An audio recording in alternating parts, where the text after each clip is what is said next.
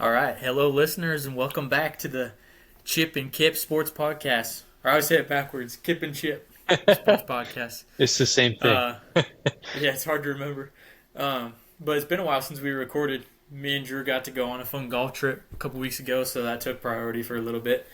Uh, Spent some time up in Anaconda, Montana. Pretty fun time, Yeah, we but avoided a active shooter scenario. we did. Yeah, we're lucky to be back here. It's a good thing we're not day drinkers or drinkers in general, but Yeah, right? yeah, there was scary shooting that happened while we were there. But anyways, we're back talking about the Packers. We got the first preseason game under wraps. Second one is coming up real soon, and so I don't know. Did you have any thoughts, Drew? You were at the game, so I want to hear your perspective of how that was, what the environment was like. Yeah. Yeah. First off, can you hear my audio okay? Yeah. Okay, I was just since last time we recorded, I feel like this was a couple days ago, but I was upstairs going to the bathroom and Kennedy was on the main floor. She came running into the little half bathroom that we have right as I was washing my hands. And I looked down and in my hand she had my AirPod case in her hand. And I don't know how she Mm, got it because usually I store them in a drawer that's like taller than her. But she yeah. had them, she had the case in her hand, and I was like, "Hey, how'd you get those?" And then she smiled, and when she smiled, you could see like in the gap between her teeth, like the stem of one of the AirPods was Oh poking out no. between her teeth.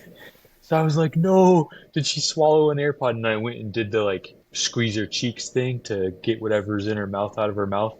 So I squeezed her cheeks and out popped both of my AirPods. I Oh have my no idea gosh. how long she had them in her mouth for, or if she tried to swallow them or chew them or whatever, but I'm glad they still work. And I guess this is my first real time trying them since she almost swallowed my AirPods. Oh my goodness. I'm glad she didn't. Yeah, I'm glad I didn't have to Man. buy new ones. Yep, they sound good. I'm sure they would have given you a refund over that. Yeah, I don't know. I guess since we have such an influential podcast now, they probably would have. We're pretty much sponsored by Apple. Yeah. And we just gave them free advertising for their water resistant AirPods. Very true. They owe us. All right. Well, how was the game? Oh, I forgot that was your original question. Yeah, the game was really great. I wasn't planning on going at all until last second. A friend of mine basically texted me and said, "Hey, I've got free tickets." I wasn't sure if I was going to want to use them, and then he texted me and told me that the seats were legitimately on the front row. So I was section 128, row one. Oh, Um, One of the nicest gifts I've ever received. I guess we'll give him some free advertising. Kitchen tune-up. Any of you in Wisconsin area need kitchen remodels done, hit up Andy Thompson with kitchen tune-up. But yeah, so we went to the game at, I mean, I've never sat that close at a sporting event in my life. And I think the coolest part was the Packers were warming up on our side of the field. So we came down and like you could see all the players' faces. I've never been that close before, but like I could have thrown a paper airplane and hit Jordan Love with how close we were. Um, yeah, I think my main impression is how big some of those guys are. Like Tucker Kraft's arms, massive. Rashawn Gary's butt, huge. Just so many of these guys are bigger than you'd ever think, and I think the only main thing I have to report as far as um, real Packers intel goes is being that close. We saw a couple of the injured players walking around, and I'm sure you heard Jaden Reed was in a walking boot, and he was limping around pretty good. And then the other one was we saw Nate Hobbs. He walked out kind of in the middle of the game, and he had a pretty noticeable limp, and at one point was even like had his arm around one of the team trainers, helping him walk back out to the bench. So dang. neither of those guys are in great shape, but the game was fun. Yeah. I heard that Reed's out of his boot. Is that true? I think I saw a tweet that said that as well. Yeah. Yeah, it seemed like he was at the joint practice today, just in his shoes walking around, but not practicing. But yeah, it was a bad week for injuries. Love Yeah. has got a full cast, but I'm sure it's just to help it heal as quickly as possible. Right about now, I'm glad they drafted another two wide receivers because everyone else is hurt. And plus, they've signed every time they waive somebody, they just sign another receiver, and Yeah. it's a good thing apparently. Ugh. Man, but yeah. I guess did you have any other thoughts on preseason before we get into our topic for today? Um, I'll talk about a couple things as we go through today. Okay. All right. Well, our topic for today, we'll preface it real quick, is we're going to be going position group by position group.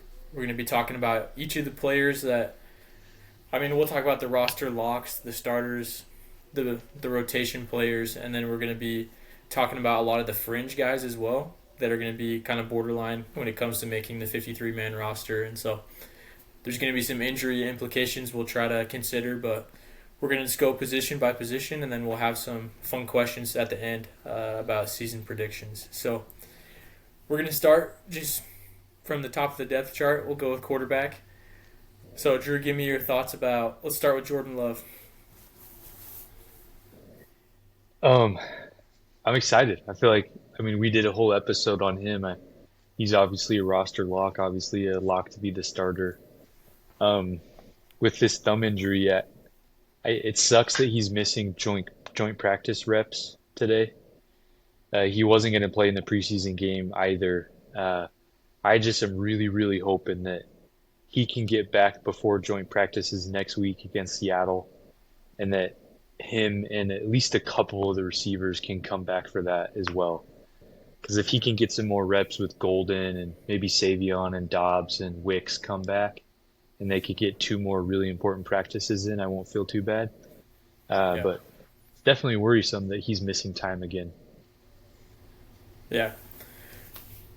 Yeah, it sounded like that joint practice today was all defense on both sides, and there Yeah, was no offensive traction. But I think that's been one thing that's been new about training camp this year is at least like the Packers and their walkthroughs they've been doing. It always seems like the offense wins, and so that excites me. But hoping he can be himself fully. It looked like he said that if it was regular season, he never would have gotten the surgery. Would have been able to play through it just fine, but just because he had the time, they were being cautious, I guess. And so I'm yeah, glad that's the case. And I honestly think about it as it's a tender mercy. It's a blessing in disguise that he hurt his thumb because maybe he was going to get more hurt in preseason. So yeah. bless up. It's all those That'll be good to Packers go. related prayers I've been saying every night. Yep. Um, I want to say real quick before we get further into this, you're talking about like the practice report tweets that all the beat reporters send. I just want to say on air, I am incredibly grateful for all the beat reporters. I feel like they are maybe more so than other teams' reporters, very reliable sources of information and also Yeah. very in depth. You can almost hear about how every single player did every single day from at least one of the reporters, which is pretty cool. Yeah, it's really cool. I can't imagine how they have the speed to be able to watch a play, crank out a tweet, have it make sense and no typos, and then do the same thing a minute later. Yeah, I've thought the same thing. Maybe, I don't know, maybe they've all got laptops set up and they're just typing, or maybe they're really good at voice text or something. Yeah, it's crazy.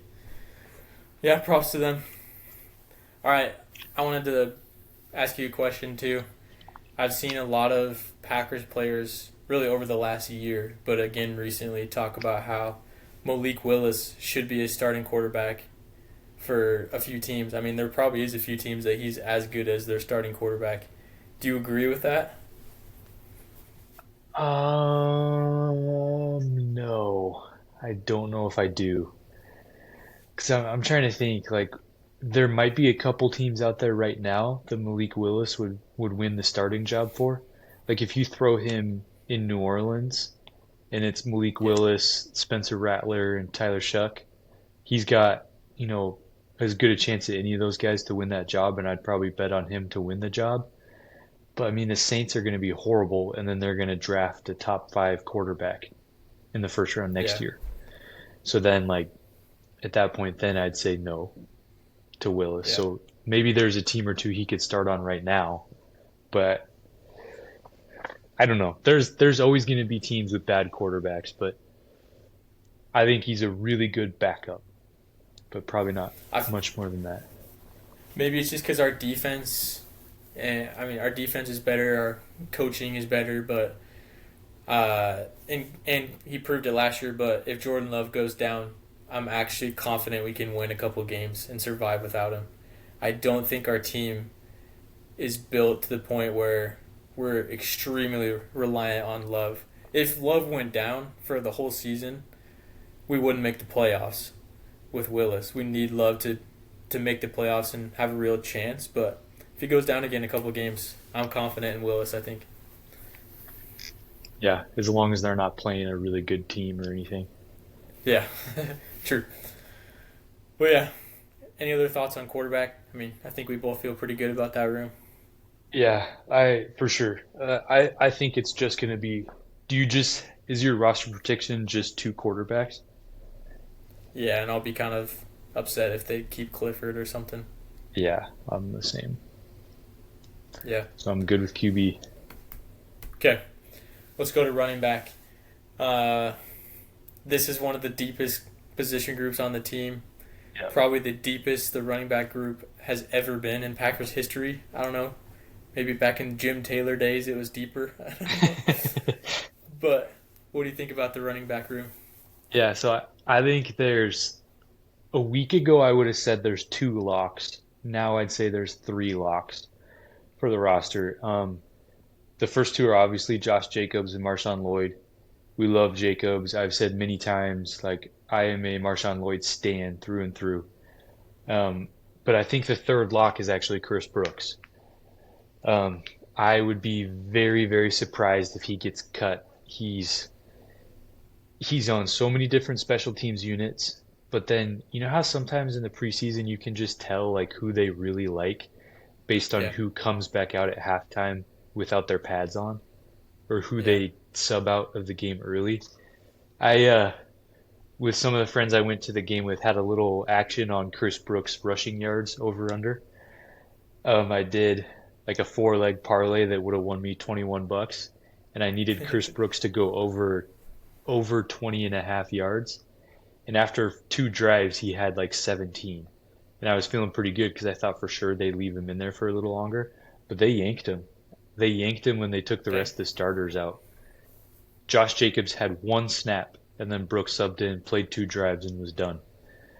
So, I mean, I feel like I see every day Chris Brooks getting snaps with the ones on Twitter. And I mean, that guy, I think that guy's a roster lock. And then after that, I think I know what they're gonna do, but there is some some room for debate. Yeah. Man, sucks to be Emmanuel Wilson. Because, I mean, there's always a chance they keep four backs, but Brooks is especially good, like you said, as a special teamer, and then as a pass blocker. But even times when he got carries last year or catches out of the backfield, he looked pretty good. I think he looked as good as Emmanuel Wilson. Yeah. And Wilson was the eighth rated PFF running back last year, which obviously is coming on low snap count because Jacobs dominated that. But I mean, I hope he goes somewhere else if he gets cut and can be a backup somewhere. But I agree. It kind of seems like it's those three, and Wilson might be the odd man out. But they also have the only guy to really do anything in the preseason game was Amar Johnson, who cranked off that big run. And so I know a lot of people were high on him when we signed him as a undrafted guy. And then there's that dude from the Jets, too, who's dead to me because after the game when Sauce Gardner came out with his cheese head, did you see this? No. Sauce Gardner, you know how he always has that cheese head when they play the Packers and he runs out? After the game, he came out in the cheese head and was like taunting fans and stuff. And then that, how do you say it? Like Abi, I don't even I know think how to it's say his name. a Bonaconda. Abonaconda. So this running back we got from the Jets just a couple weeks ago, and Sauce Gardner runs out to him, and they just like start dancing in the middle of the field while he's wearing the cheese head, and I'm just like, screw this guy. Yeah. He's still a Jets player, but he got all the kick returns in that game, didn't he? Yeah, and did not do much with him. I, Yeah. you know how he looked, this is gonna sound bad. He looked chubby. I was sitting at like the 15-yard line, and so I could see his perfect side profile when he went out there to catch the returns. He looked like he had a little bit of a pooch. And then as he was running, he just wasn't that fast either. So I don't have any expectation the Packers are gonna keep him. They signed another running back just the other day. I think Yeah. to go back to Emmanuel Wilson, I think he has a real shot to still make the roster. On my final prediction, I had him making it as a fourth back, but I think Amar Johnson is the only guy that's got a chance other than Emmanuel Wilson. Or Yeah. I should say, Amar Johnson feels exactly like the type of guy they'd be really happy to have on the practice squad, but he's Yeah. probably not going to really push for the roster. Yeah. I agree with that. But yeah, today, just to announce the news too, Josh Jacobs got announced as the number 33 player on the top 100 list for last season. And I watched his highlight reel today in that video, and holy cow, forgot about some of the things that guy can do. Yeah, So we'll get more to him later, but he's our best player, and I love that guy. yeah, he's awesome. He's awesome. Yeah. Okay, this is going to be a fun group to talk about. We'll have to try to make it quick, but um, see if I can ask assuming full health outside of Christian Watson, what do you think is the group that makes the roster? Okay, so you put Christian Watson on pup, then I think you keep six. And I think that McCole Hardman made it really easy to decide who the six are going to be. Because that dude, man, that dude played one of the worst preseason games you've ever seen. It was horrible. Um, Yeah, but I am starting to think that wide receiver one, right out the gate, might just be Matthew Golden. yeah, Some of the stuff I'm seeing and hearing, and then the way he played last Saturday, and some of the routes he ran at joint practices today, and the stuff Love says about him. versus Like, did you see Charvarius that? Ward. Yeah, and Ward was out of the picture. Yeah, Yeah, I mean, and it's exactly what we all knew it was going to be for him. The snappiness on the routes, on inbreakers and outbreakers for him. Like, Golden is going to eat in the intermediate range all year long. hmm And yeah, so I honestly think it's not a hot take to say Matthew Golden might be wide receiver one right out the gate. And then yeah, the other locks are going to be Jaden Reed, Dobbs, Wicks, and Savion, which leaves one more spot. And I know this guy also played horrible in the preseason game, but I've always been a big fan of Malik Heath. So I've got him as my yeah. sixth receiver if they keep six. The guy that's pushing the group that I've seen a lot of stuff on, just like, oh, he makes another catch, makes a diving catch. Sam Brown. They just cut him. Oh, they did? Yeah, I'm pretty sure. Let me look it up. Like I just in feel the like last it day? I feel like it was an injury settlement within the last day or two. Ah, dang. Yeah, I didn't think he was going to make the roster, but I just wanted to throw his name out there because it sounds like he's having a really good camp. Yeah. Did you also see the thing with Malik Heath with push ups? Yeah, that was hilarious. Yeah, lucky for him, McCole Hardman really just stunk it up. Yeah, Sam Brown got cut. Dang. Yeah, Yeah, so it's so probably going to end up being Heath. the guy I hope they keep on the practice squad is the receiver from Colorado that they Oh, yeah, I signed. can't remember his name. You know what I'm talking about though. He was Yeah, number 82. What's his nuts? I'll figure it Ah, out. it's not going to matter in the long run, but I think they have a lot of good options to keep as practice squad receivers. And I think Yeah, it's going to be really interesting if they do end up keeping six to see what happens when Christian Watson comes back, because Watson might not be out for as long as we thought. initially. He looks good. He's already running routes and stuff. Yeah. And I just have I dream about 11 personnel sets where you have Watson and Golden and then Jaden Reed in the slot. Throw Tucker Yeah. Kraft and Josh Jacobs at the other skill positions, and that with Jordan Love and a healthy offensive line, that's insane. Yeah, I originally when I was preparing for this episode, I wanted to give each position group a grade from like F minus to A plus, but I feel like it was getting too hard. But all of my I did it, and then I decided not to. But all of the offensive positions were all a B or higher, and then defense had some C's out there. But I feel really good about the offense at this point. Outside of Yeah. running back, none of the groups are elite.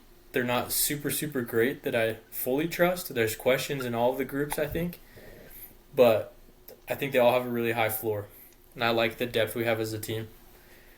But yeah, just real quick about the receivers, I agree about Golden. I think he should be the wide receiver one, and I've made comments previously about how I can see them kind of doing a snap count like they did with Edgerrin Cooper last year, starting him off slower. But I just think he's too good in camp. I think they're realizing he's just better than every other receiver already, at least at separating. And Um, catching. and and catching, yeah, he only had one. Did you see all the beat reporters when he finally dropped a pass? Yeah. They were tweeting like, "Oh my gosh, it finally happened. He's human." So yeah, it sounds like he's just killing it. But I do see a big year for Jaden Reed. That's one of my things I want to talk about later. I see a big year for Jaden Reed, and maybe it's just because he won't. If Golden's good enough, they'll have cornerback two on him, and he'll be able to, get out in space better. But and then Watson coming back soon. I'll wait to say who I think the odd man out's going to be here in a little bit. But I even am feeling good about Wicks because Wicks already has the separating ability, one of the best in the league at that. He just can't haul in the ball, and so you can almost guarantee that's all he's been focusing on this summer.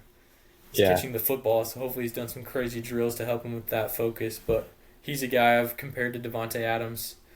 Super promising after 1 year, year two, still had that route running and the release package and everything, but then just had the yips, couldn't catch anything. Year three, became an all pro. So I think we got to watch out for that with Wicks taking that leap. But there's just too many fun guys on that roster that gets me so excited.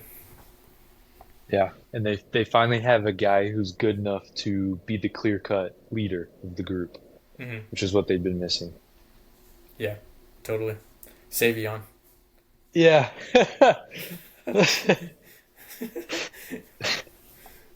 Man, some of those Savion touchdowns are going to hit hard, though. When Yeah. they just have four different receivers get in action and then they throw them in there on a jet sweep or something. Yeah. And then remember how back in the day, whenever Rodgers would get hurt, they'd always talk about how Randall Cobb was the emergency quarterback because he played quarterback in college or Yeah. high school a little bit. Sometimes they'd even show him warming up with the backup quarterback on the sideline. Yeah. That's going to be Savion. He's going to have one or two just awesome touchdowns, and then we'll get to see him warming up his arm on the sideline every once in a while. Man, he has the perfect look for a Wildcat quarterback. Yeah, he sure does. Okay, let's move to the offensive line. I know you're usually a lineman homer. You like talking about these guys, so we'll see what you got.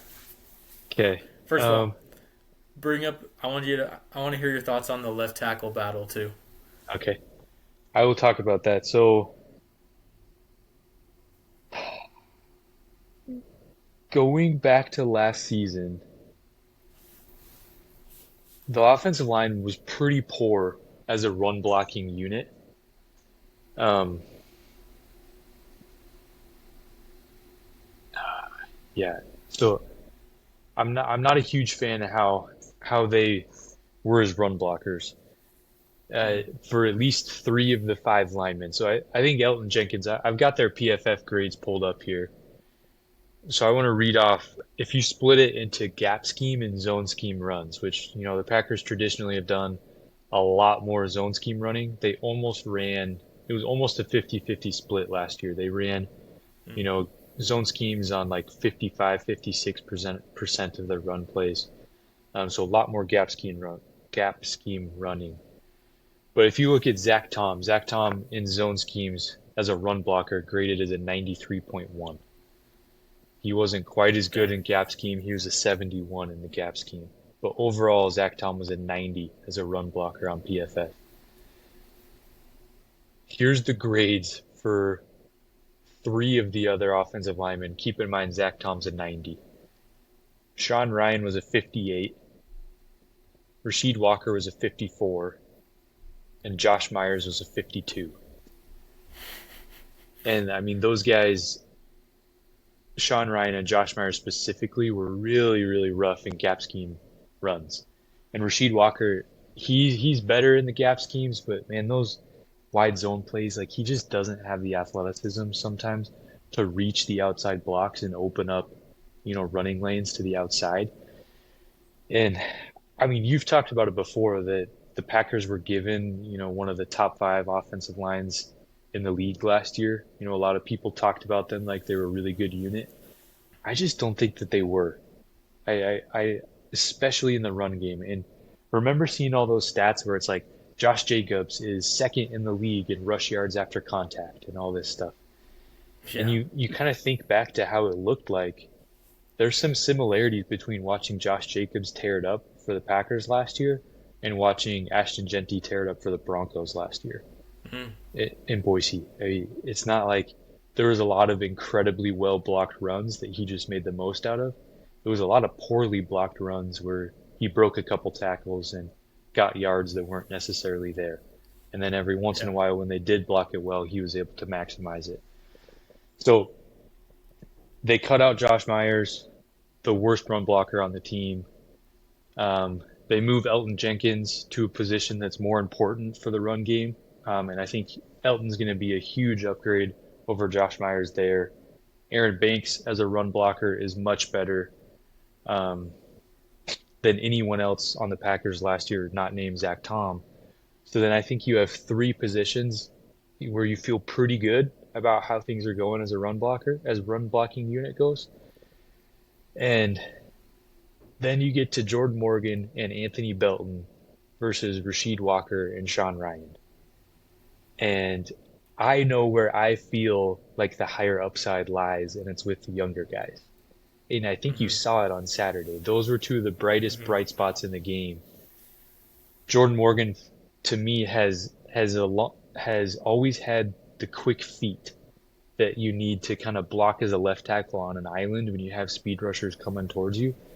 But to me, he showed hand usage that was far better than what he showed last year and what he showed in college. In college, sometimes he would he would expose his chest too much. He would have his hands out here, and the D lineman would get into him first, and then he didn't have just the pure strength to hold up against that. And sometimes he would get bull rushed into the quarterback. But on Saturday, there was 5 or 6 times where he was just on a total island and he mirrored the defender and then got his hands into him first, anchored, did everything perfectly. I thought the pass blocking for Morgan looked as good as it ever has, and the run blocking's always been there for him. That guy's got the speed and he's so light on his feet that he can stretch the outside. He can go block on a wide receiver screen if you want him to. But getting to the second level is so much easier for him than Rasheed Walker. So I'm just like, especially in the run game, the ceiling to me is much, much higher with Jordan Morgan. And then if you look at guard, I've always said Morgan's a tackle, Belton's a guard. Belton Mm-hmm. hasn't been really taking snaps as a guard in practice, so you can't just slot him in yet because he hasn't practiced it. But if he ever figures out how to play guard, he's just so much more forceful than Ryan is. And like I've said before, that guy's going to set a Packers single season record for pancake blocks, if there is such a thing. But the Packers offensive line goes seven deep. And I think those seven guys are locks um, for roster spots. I think at left tackle, it is a real competition. And for a long time, I've always felt like I hope Rasheed Walker wins because he's the safer bet. We know he can play at least a slightly above average level.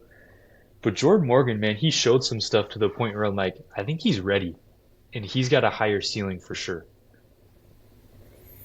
Man, to throw a Bucks reference in, when I was thinking about this earlier, um, I really hope AJ Green is in the starting lineup this year. It doesn't make total lineup sense, but it just feels like it needs to happen. And that's what I'm just praying Doc Rivers decides is I'm going to start AJ Green alongside Gary Trent. Yeah. That's how I feel with the Packers offensive line. I really want it to be Jordan Morgan. And I'm not thinking it's going to be Belton, but maybe by mid-season they start rotating Belton and Ryan just like they did last year with Ryan and Morgan. So, but honestly, if I was going to put money down on it, I think Morgan's going to be our starting left tackle. I yeah, I don't know. I'm so split. I think it's about as close to 50-50 as it gets, but Yeah, I think it should be Morgan. yeah. But I just wanted to echo your sentiment too about them being seven deep. Uh, for a while, I thought Jacob Monk was going to be a lock at number 8. Who had a worse game, Jacob Monk or McCole Hardman? Um, that's a push, man. That's tough. And so Monk being so bad, I'm wondering if that's going to push them to start rotating Belton in at right guard more, because they've Yeah, obviously thought Monk is the backup guard, but that does not look like a good idea now. So maybe they start cross training yeah. more with Belton. Plus, the backup center is Sean Ryan, I'm pretty sure. If Elton went down, don't you think they would move Ryan in there and then hopefully Belton to right guard or something? Yeah, Or or Morgan to right guard? yeah, unless they feel that Monk is better and can play at center. Yeah. But heaven forbid that happens. Yeah, I um, still think Monk is probably a roster lock at number 8 though. yeah, just no other options. I also have been feeling, I haven't heard anything about him really in camp, but seems like Donovan Jennings might make the roster too as our other guard. Yeah, very possible. Um, Underrated thing is that Travis Glover injury actually kind of looks like a big deal. Yeah, it might be. 'Cause that that's another comment I wanted to make when you were talking about the Packers roster or the Packers offensive line being viewed as top 5 or at least top 10 last year. I think it's purely because they were healthy. yeah, The only injury we had was Elton Jenkins against the Eagles, and then Jordan Morgan missed a huge chunk of the year, but he was our sixth man essentially. So, but you saw how bad it was when we lost the game because Elton Jenkins got hurt, yeah, and so the fact that one injury screwed us up that bad, I think showed that we did need to address that. So, I feel better that we have, no matter who the starting lineup is. Or, it sounds like I'm talking about a basketball team, but no matter who starts in those 5 spots, we're gonna have 2 trustworthy, uh, guys that I was gonna say bench players. I don't know how to talk about an offensive line, but 2 substitutions that are trustworthy. yeah. Another guy I want to talk about is John Williams. We haven't seen him at all in camp, and he's got a back injury that's kept him out of the entire offseason program. But he's a dude I was really excited about watching his tape as a seventh round rookie. On my prediction, I've got him listed as a guy that starts on the pup. Um, but I sometimes I get worried about the depth, and then I have to remind myself, okay, they still have this guy that I like legitimately think he has chops to be, as far as athleticism goes, at least be an NFL level tackle. And the Yeah, Packers, they churn out sixth and seventh round tackles like nobody's business. It's like the easiest thing in yeah, the world for them. So it's a good omen for his career. for sure. Yeah, I'm glad you mentioned him. He better make the roster over Telfort. Yeah. So my roster locks were those 8 we talked about, and then I had them keeping a ninth guy. And if John Williams starts on the pup, I think the ninth guy's sadly going to be probably either Telford or Donovan Jennings. Yeah, I can see that. All right. Well, we better move on to the defense. Good. Um, Gets a little more shaky. Some of these position groups, some of the predictions are going to be a little more chaotic. But let's start with the defensive line. So we're not talking. We're going to separate them into like edge rushers and D lines. So let's just talk about those core defensive linemen. Okay, so D tackles. Yeah, yeah. Okay. So I've got them keeping six. I'm gonna go Kenny Clark and Devontae Wyatt as the starters. Um, I thought they looked all right in preseason. I haven't heard a ton about Devontae Wyatt, but then the next three guys as backups, I thought were legit great, and I'm really excited about. The first one is Colby Wooden, and we had kind of joked about him putting on weight a couple weeks ago. But that guy, he was playing the one tech. Like I did that whole rant Wow. about who's going to play the one tech now that Slayton's gone, and Wooden did it and did it well. And he did it in what looked like a true halfway style one tech. He wasn't trying to fire off and hold, eat a double team. He was trying to split it. And that dude was in the backfield consistently. He looked bigger. I think he really has put on weight. That guy looked as strong as he ever has. And I think it's going to be a huge breakout season from Colby Wooden. But then you look at the two rookies. Like I, I've loved Warren Brinson since I watched him. I couldn't get there on Stackhouse a little bit watching his college tape, but those guys looked like legit players on Saturday. I thought Wooden, Brinson, and Stackhouse were three of the main bright spots on the defense, and I thought they looked good enough that, like, I think I texted you and Dad and said, I'm not really worried about the D line anymore. These guys are solid. Yeah. You mentioned that Brooks could be the one that gets cut. Yeah, I think he's the sixth best D tackle right now. Man, we had so much hope for that guy. And it's not that he's been. Well, he was pretty bad last year, wouldn't you say? Yeah. Especially against the run. But Yeah. Man, I also like that every time you text about Stackhouse, it auto corrects to Steakhouse. yeah, it's fitting, isn't it? Yeah. But never hurts to have Bulldogs on your defensive line. And now we have three. So, Yeah, the Eagles probably think they're cool with Jalen Carter and Jordan Davis, but look at these guys we've got over here. man. But yeah, I feel pretty good about the D line too. And all it took was one preseason game, but also a whole training camp of hearing good news. Yeah, Um, yeah, I don't have a whole lot to say. I think we've talked at length about him before, but we just needed a big jump from Kenny Clark. Once again, he said he had a foot injury, I think, of some kind after the playing on toe. the turf in Brazil. Toe, yeah. So he said he's feeling a lot better this year, and hopefully that helps him bounce back. But he's also in year 10 as a Packer, so if he's starting to plateau, that's okay. Yeah, yeah. It's crazy to think that. Don't worry, Kenny. Just do what you can. We love you anyway. uh, yeah. So we got Kenny, um, and I think Devontae Wyatt's gonna have a big year. I think I've said that before. Um, they're gonna be our two starters, but yeah, it might not be long until we see a lot of. Obviously, they're gonna rotate the players a lot, depending on what down it is.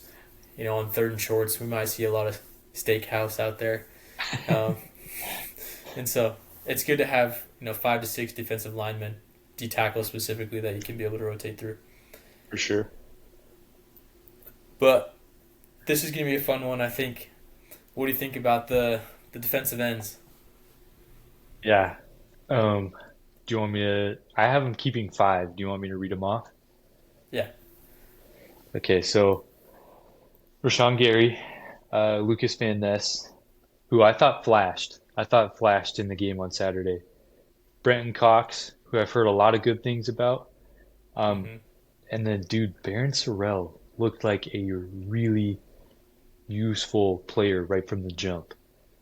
He's like, he's kind of got a little bit of everything. As an edge rusher, he's a little bit of a jack of all trades, master of none. Like he could beat you with speed, he could beat you with strength, he could beat you with technique. Yeah. He's not necessarily elite at any of those things, but he's good at all of them. But He's he's a rookie Preston Smith is what he is. yeah, in a lot of ways, I see why you say that. And I think he's in the perfect. He's got the perfect role right now, where you know he's going to get a lot of snaps, but it's not like there's pressure on him right away. But I got him as my fourth, and then we haven't seen him in practice at all yet, and I want to talk about him a little bit later. But Colin Oliver is going to be my fifth, and I'll have them cutting Kingsley and Egbare. Yeah, I predicted that on draft night that I think they could cut JJ.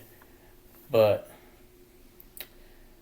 another guy that we forget about, I haven't heard anything in camp about him, but Aaron Mosby had quite the run at the end of last year.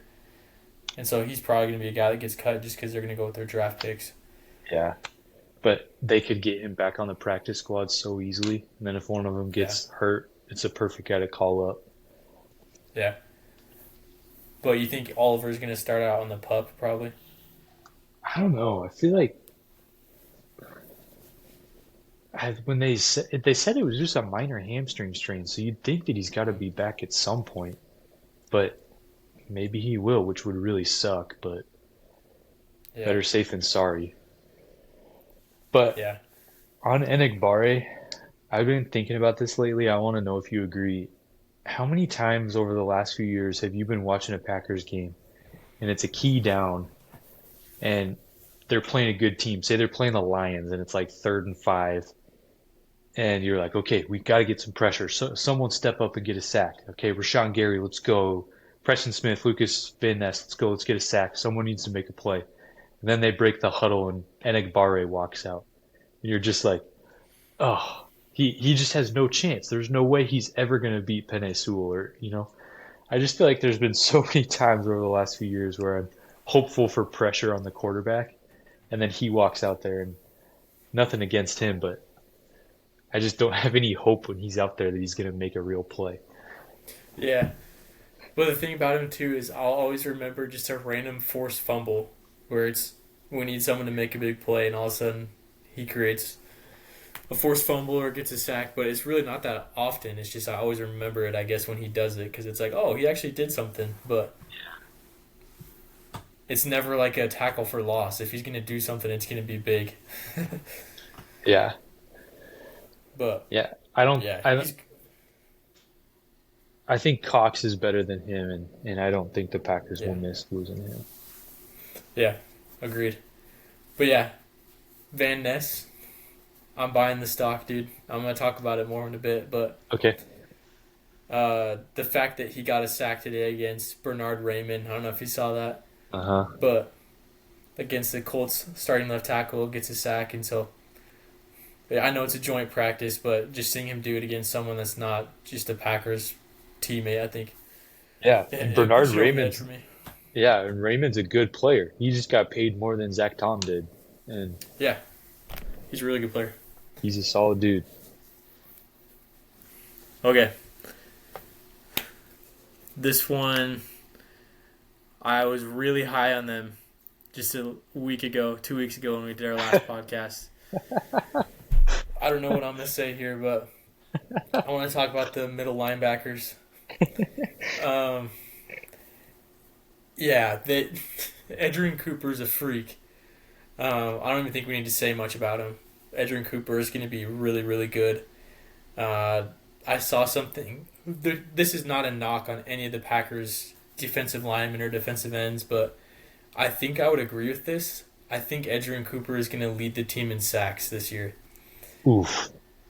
Spicy, but just the way that Halfley uses his blitz packages, the way he uses Edgerrin Cooper, and as good as Cooper can be in run support and coverage, doing everything, his best skill set is rushing the passer.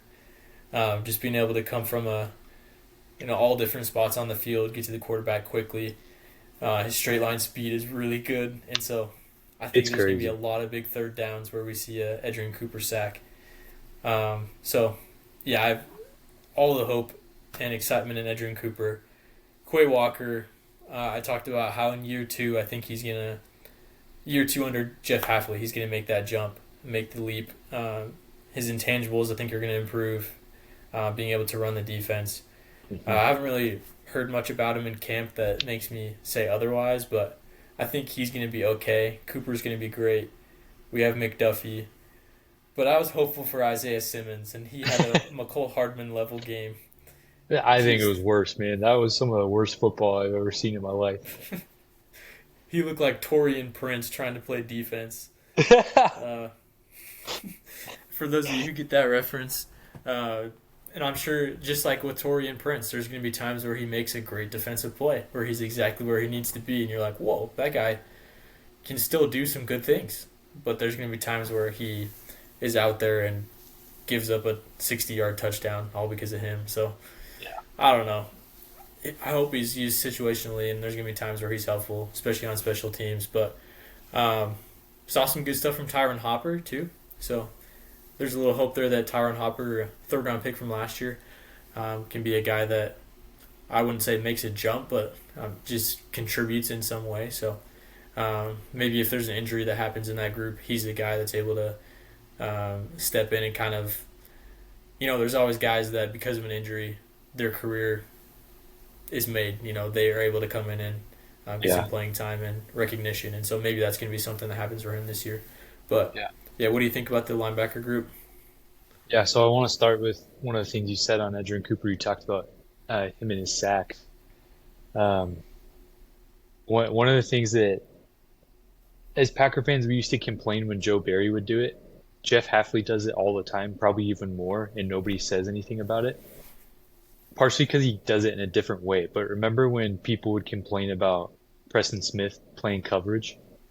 Yeah, Yeah, so there was a couple plays that were inexcusable where it was almost like Preston Smith was lined up in man coverage on a real slot receiver, and that should never happen. That is a fireable offense. I totally yeah, agree with all the Packers fans who were up in arms about that.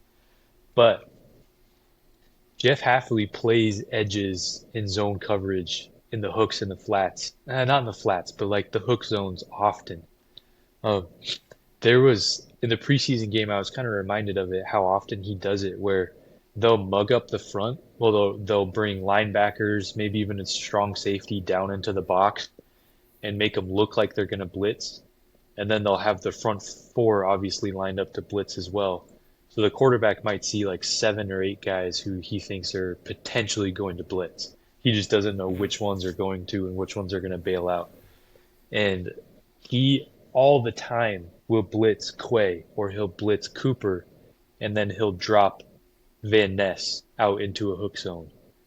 Um, in just the, I watched Van Ness really intently when he was on the field, and in just the 2 series he played, I think he had 3 separate coverage snaps. And Egbari had a couple coverage snaps. I feel like I remember a Brenton Cox one. I definitely remember a Baron Sorrell one. So like it happens a lot. And that's the kind of thing that Halfley he just does often, and he can do it with Quay or with Cooper, where he can drop one of the edges out into coverage and then blitz one of those guys up the center or looping around to the outside. That's a pretty devastating stunt blitz package to deal with if you're an offensive line.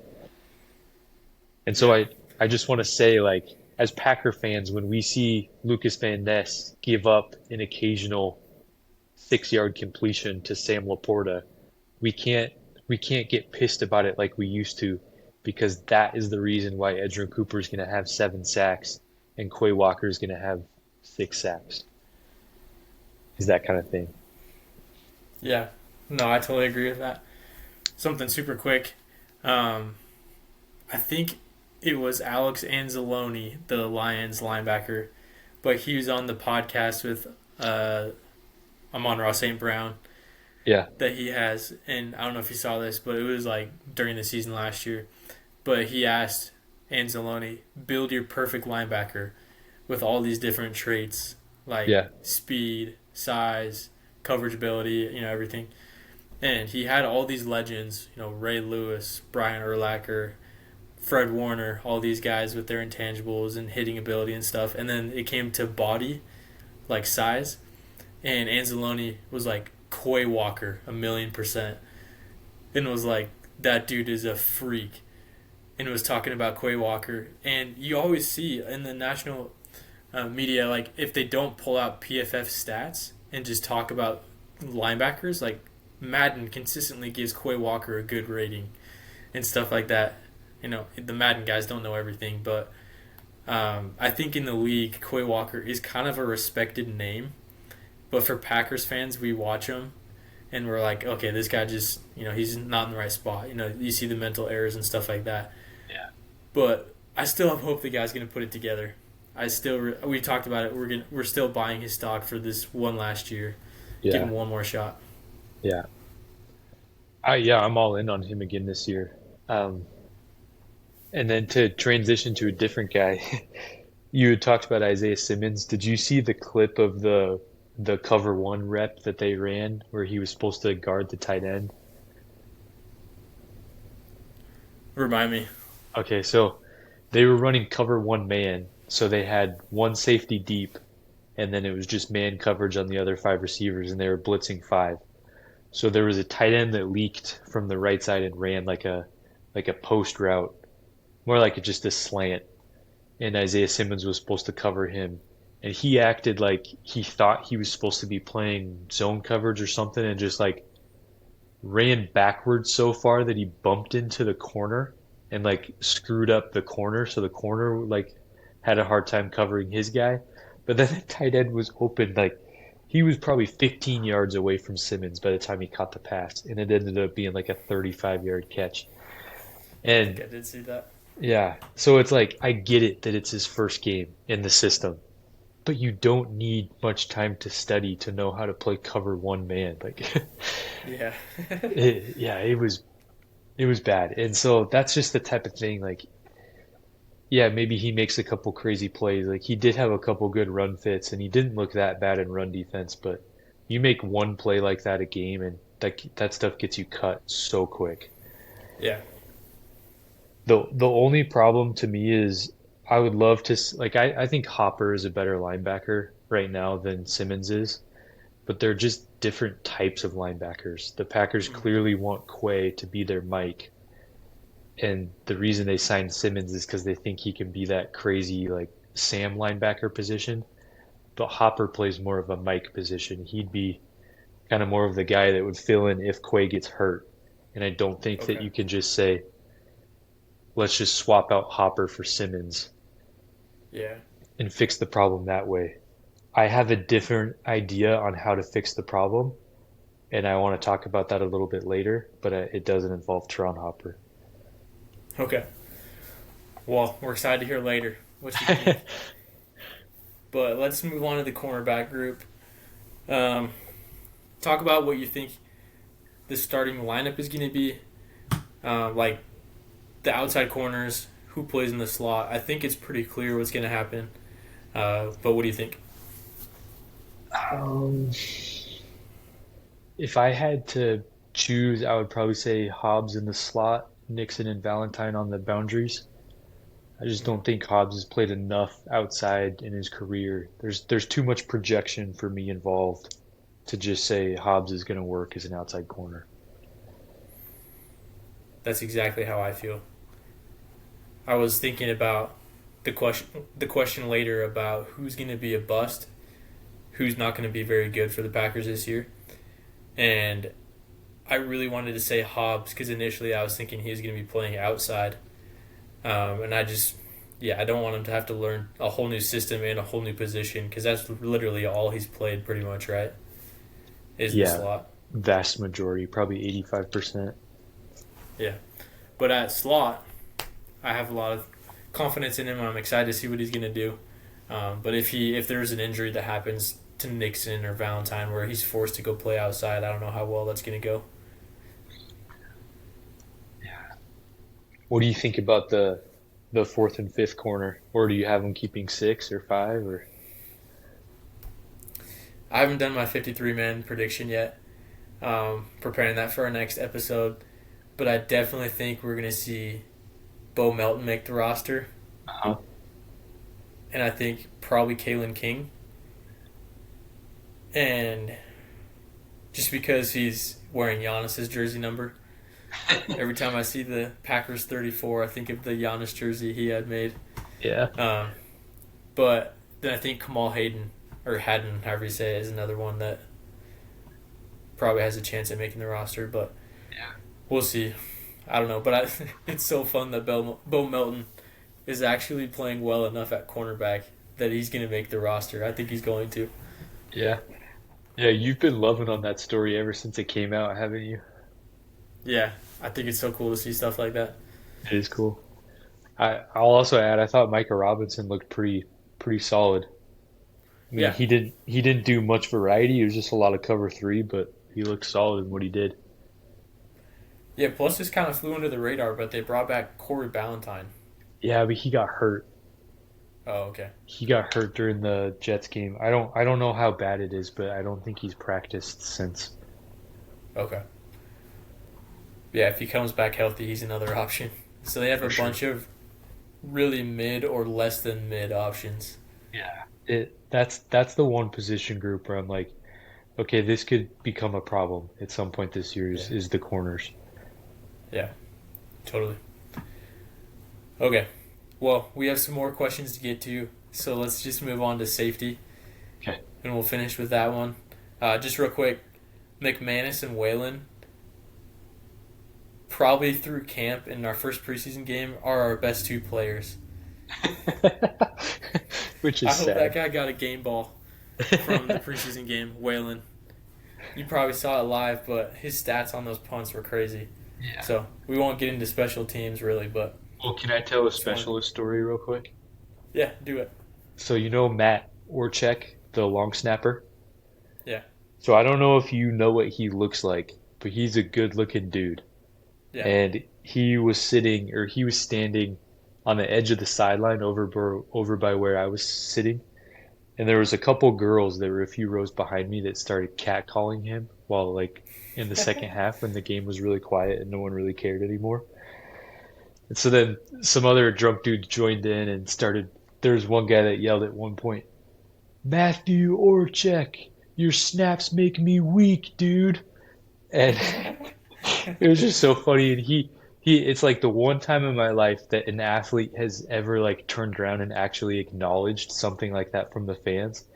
And he like turned around and took his helmet off and was like laughing and shaking his head at us.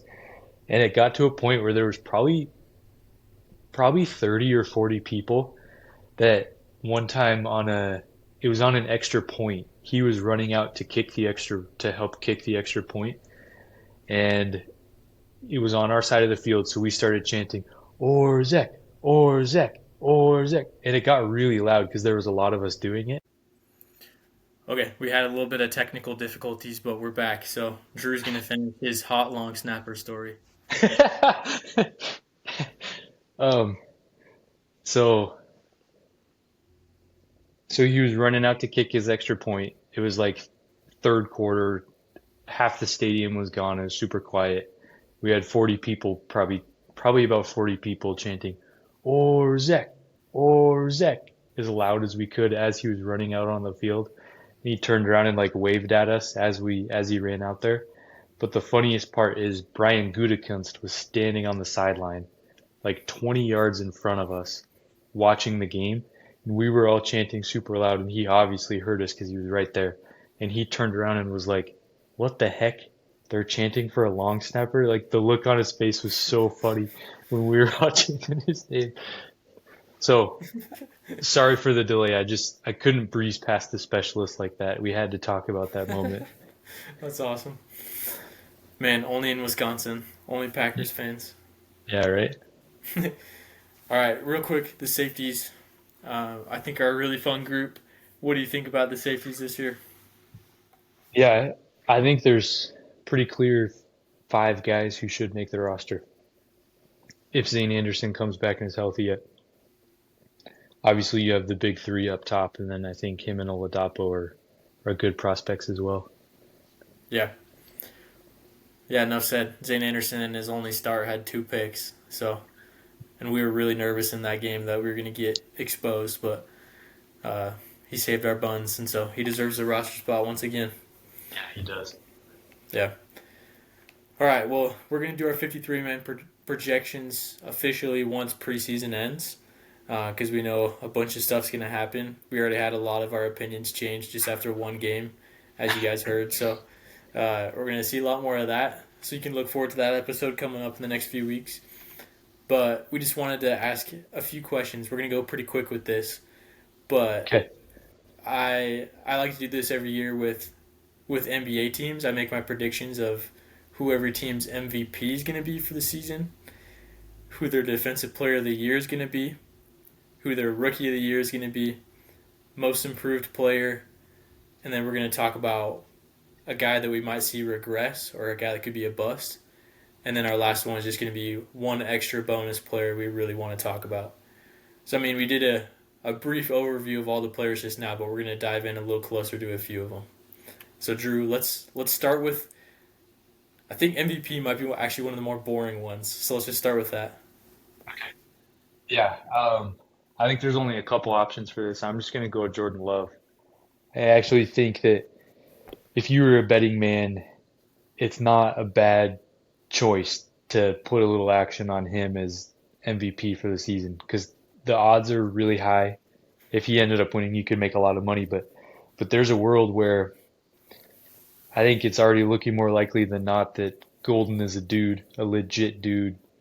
And then there's a world where Kraft, Reed, Wicks, Dobbs all get better as players. Throw anything in there from Musgrave, and that's super Yeah. helpful. The offensive line could be better. Christian Watson is rehabbing about as good as you could ask for. He's already got Josh Jacobs behind him, and then I love talking about Marshawn Lloyd, but I even thought in the preseason game, like he looked crisp, crisp. His numbers were bad, but that's because everything was dropped. His receivers can just catch it.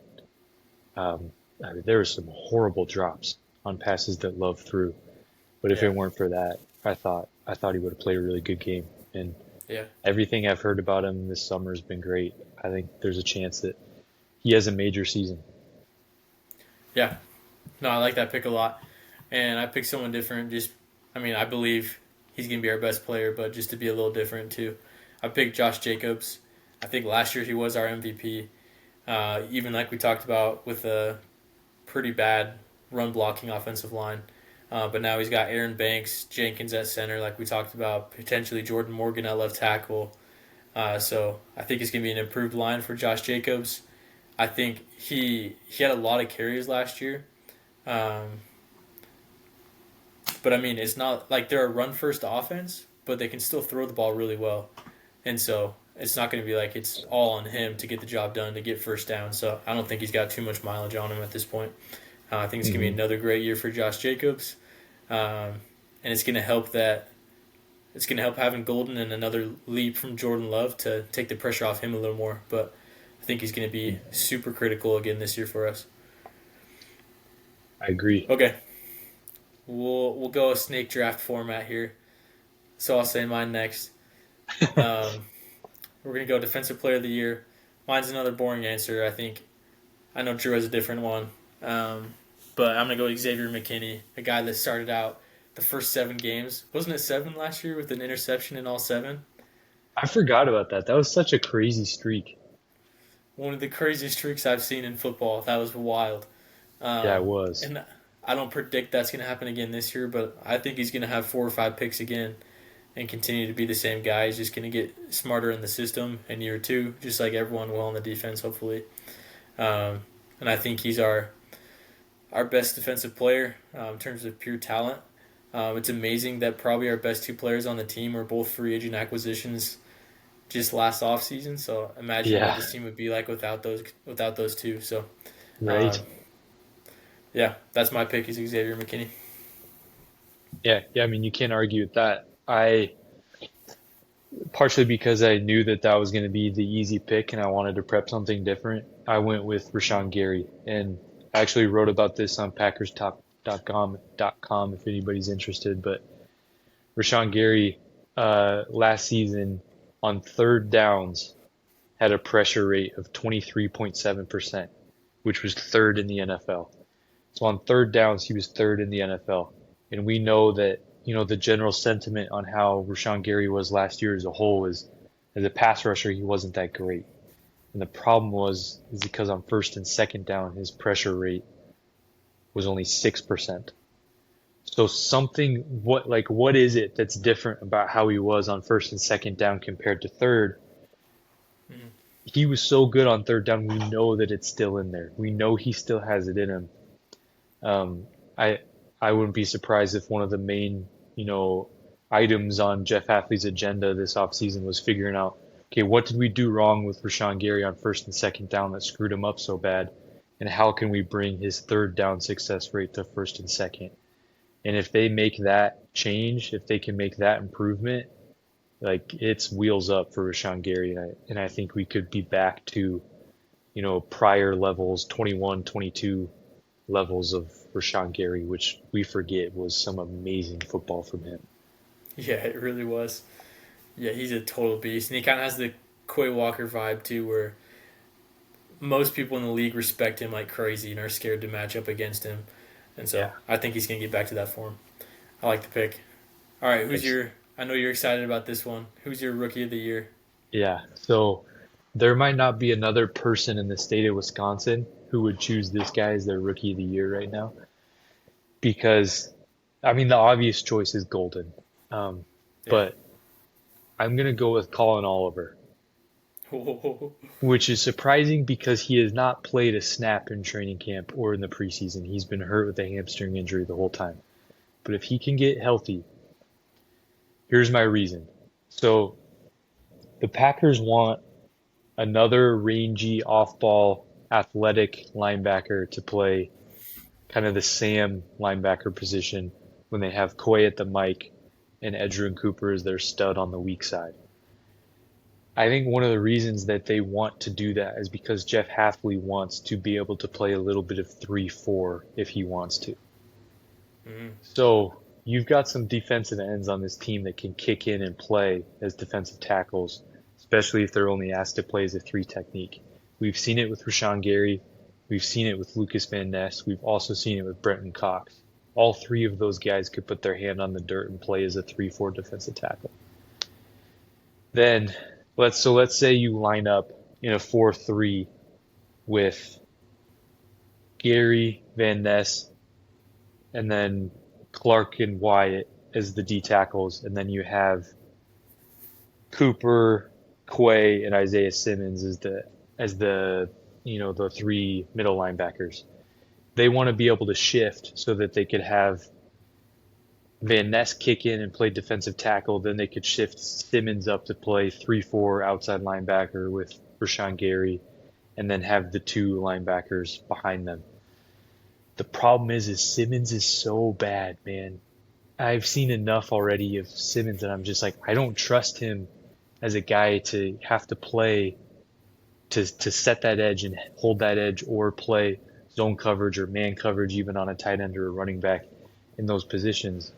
That I that's the reason they signed Simmons in my mind is to play that type of role. And I'm just like so far out on Isaiah Simmons right now that I think they need to come up with any solution that gets him off the field as much as possible. And Hopper can't be that guy. McDuffie can't be that guy because those guys, they're not the type of guy to play 3-4 outside linebacker. But you know who is Colin Oliver. And so if Colin Oliver can be that guy where he can play a little bit of defensive end, a little bit of outside linebacker, we know he can because he did it in college. But I mean, when we did our draft recap show, he was my favorite pick. Yeah. He, and if that guy can get healthy and find this role that I think is perfectly suited for him, I just hope and pray he's better at it than Simmons because Simmons sucks. Yeah. Man, that's a spicy pick, but I love it. We needed something like that, and yeah, he's just a guy that, like you said, would fit that specific role perfectly.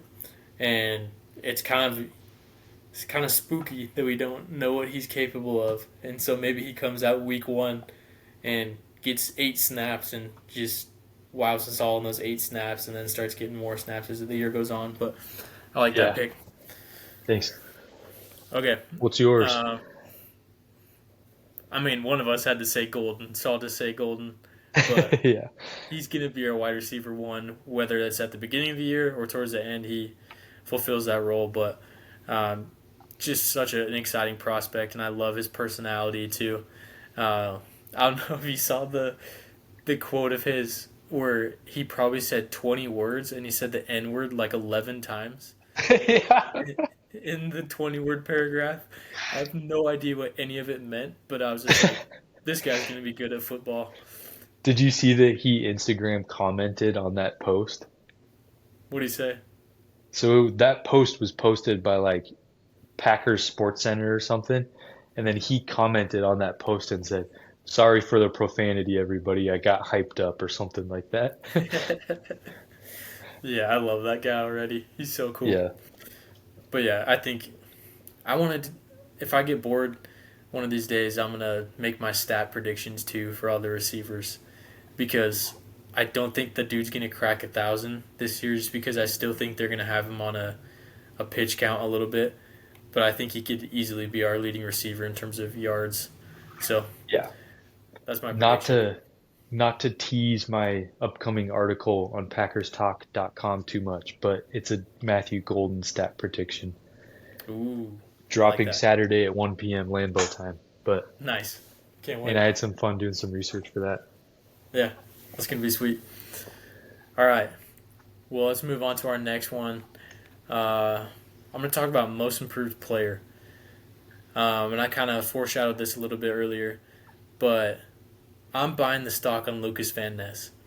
Mhm. And we've talked about just a few weeks ago how Van Ness concerns us because he's kind of a one trick pony. Coming out of college, he was the bull rush technician. That was his only move is he just, Mhm. try to maul his way back to the quarterback. And that's what he's continued to try to do in the NFL and going up against NFL competition. He can't do that, and he hasn't been able to get off blocks in the run game too. Um, his PFF scores are just straight cheeks. Like out of 140 edge rushers, he's like 125th in certain grades, and Yeah. so it's really bad. But I think it's important to remember that as an athlete, growth is not always linear. You're not always gonna continually get a little bit better each year until you're really good. Yeah. But he, I feel like he was kind of worse in year two. But I just think he's going to make a leap. We talked about getting a sack on Bernard Raymond, and he's just tearing it up in camp. It seems like every day people, all the beat reporters are saying, yeah, the best player today was Van Ness. And so I'm just tricking myself into being really excited about him. But he's Yeah. got the physic. He's a specimen, so I think he's going to be able to get it done. Yeah. Um, I'm totally with you, and I'm gonna stick with my most improved player and a guy from that same position group on the D line. Like we've talked about before, DeMarcus Covington, the new coach, and that dude might make as big of a difference as any new addition to this team, coach Mm-hmm. or player. My guy's Colby Wooden, and I talked about him a little bit earlier too. Just looking at his body, you can tell he put in the work. He looks like a different player. He looks like a different person. He's put on a lot of weight. It looks like good weight. That dude's moving quick and shooting gaps, and he's beating double teams the way that Jeff Hafley would want him to beat double teams. And I think he's going to be a more dynamic type of player than TJ Slayton was, and it looks like he's going to be able to fill that role and fill that void a lot better than I would have expected him to be able to. Nice. That's a good pick, and that's going to be huge for our team if he makes that jump. Yeah. All right. So if we're Uh, snake drafting, I'm going next again, right? yep. For biggest drop off, a guy I'm worried about, not that he did much last year, but a guy I'm worried about is Luke Musgrave. Um, Yeah. I still don't see him move in any way that's impressive other than in a straight line. And even watching them warm up before the game on Saturday, they were like throwing routes right in front of us. They were doing this drill where the receivers and tight ends would run like half speed, and then the quarterback would throw a pass that was purposely off target, so they'd have to like adjust to catch it. Everybody looked really smooth. Everybody was making these beautiful, body control, contorting their body, making a good catch on the sideline, and it was impressive watching all of them. And then Luke Musgrave would come up and it'd be thrown to his back shoulder, and he'd like have to stop and jump up, catch it, stumble, and wouldn't get both feet down. And then in the game too, there was that play where Love threw the deep shot over the middle, and Musgrave just kind of stopped and like tried to backpedal into it, and of course it went way over his head because he cut his route off. And he missed blocks on Saturday, and I just I feel like we're on year three, and he's still just I haven't seen much improvement from him, and I'm worried that we might be expecting too much from him as tight end number two, and he honestly might be tight end number three by the end of the season. Man, and to think that we drafted him before Tucker Kraft. Thank goodness we doubled up. Yeah, right. Yeah, Yeah. Shoot. Well, hopefully the defenses will allow him to just run straight up the middle. yeah, Man. Okay. Uh, this makes me really sad to say this because he is literally the only Packers jersey I own right now. But I got to talk about Romeo Dobbs. mm, And I think it's more by default that he's going to be a guy that might regress. But he clearly has been Jordan Love's third down and red zone target. I think he, more so than Watson, I mean, Reed, he's had some of those big play action catches on third down over the middle of the field, stuff like that, the deep shots. But I think it's been more Wicks and Dobbs when it comes to red zone targets, specifically Dobbs. And he's the guy that's always going to be a go-to on third down. But now that we got Matthew Golden, I think he's going to be taking over that target share. And I mean, with Golden coming in, with Savion, they're that's a good talking more point. about getting the ball to Tucker Kraft. Once Watson's back, the target shares are going to have to go somewhere. And Yeah, I think Dobbs has a high floor as a player, but I don't think his upside is as high as a guy like Wicks, who's different and good because he's such a good separator. And that's what we need on this offense. So Dobbs, I see him regressing just kind of by default because he's going to be the odd man out. I think be the most replaced by Golden, but also his personality is super volatile as well. Like he might get moody again next year and play himself out of the lineup because he's frustrated. Golden's taking his snaps, and so I yeah, hate to say it, but he might be the guy that's out. yeah. That's a tough one, but we'll love him forever, no matter what. Yeah, I always will. Okay, um, are we on to just the random player? Yeah, let's do it. Okay, my random fun player. Oh, we never ranked our top five. We can do that at the end if you want to. But my random fun player I wanted to talk about is Carrington Valentine.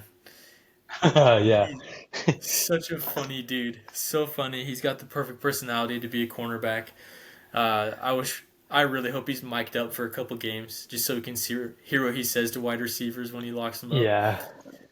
I bet But it'd be so funny. yeah, coverage grade wise, um, he was pretty good last year. I think he was the best coverage graded corner for the Packers in man to man at least. Maybe Nixon was better, but I think he was like 21st out of corners or something according to PFF in coverage grade, which is pretty Yeah, solid for him. in man coverage, he's pretty darn good. Yeah. So he's going to get a lot of opportunity this year. No more Jair stealing snaps from him. It's going to be him and Nixon on the boundaries, and so I honestly think they might throw Valentine on wide receiver one a lot of the time. I'm just excited to see what leap he can make. Just he's such a likable person, but also a really strong player. So I like him a lot. Yeah, that's a great pick. Mine's a little bit different. I'm gonna go with Christian Watson. Mm, I think we kind of underestimate how important that style of receiver is to the offense. Because remember before the draft, before we knew we were gonna get Golden, when everybody was like, do we need to trade for DK Metcalf so we can have a field stretcher now that Watson's out for the year, or out for at least half the year? yeah, And I had talked myself into we need that type of guy, and that's why I was so big on let's go get Jaden Higgins or Trey Harris or someone like that.